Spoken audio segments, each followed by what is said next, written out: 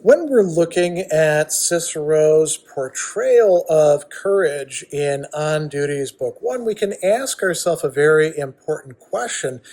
Does he actually explore the full range of the Stoic subordinate virtues as he's talking about courage? And at first, it might not look that way. In chapter 18, he tells us that this virtue is framed in terms of a most splendid mind that is great, exalted, despising human things, that it is excellent and brave, fortiter, so we're getting courage there. The work of a great soul, so we have magnanimity. And he'll also tell us that the Stoics define courage as the virtue that champions the cause of right.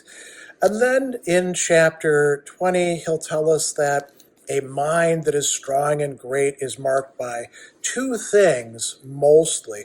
One of these is despising external things, convinced that only moral goodness and propriety should be admired or wished for or pursued, which is the rational cause, he says a little bit later, and that, we don't want to be subject to any person or passion or accident of fortune.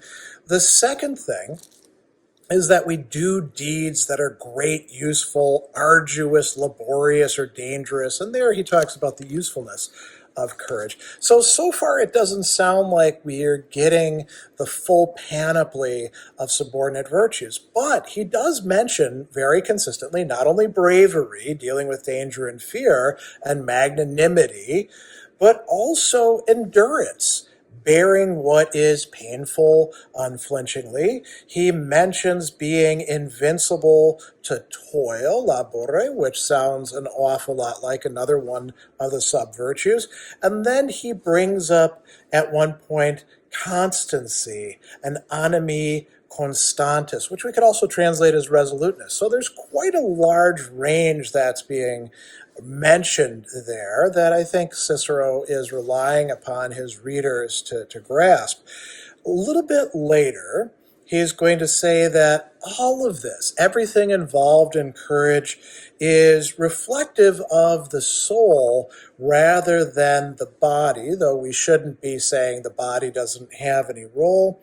And he suggests that we should also be anticipating the future, thinking about what's good or bad. So again, you don't have genuine courage in any of these sub-virtues if you don't also have a good understanding of what it is that we should be protecting, rising above, enduring, being resolute in the face of.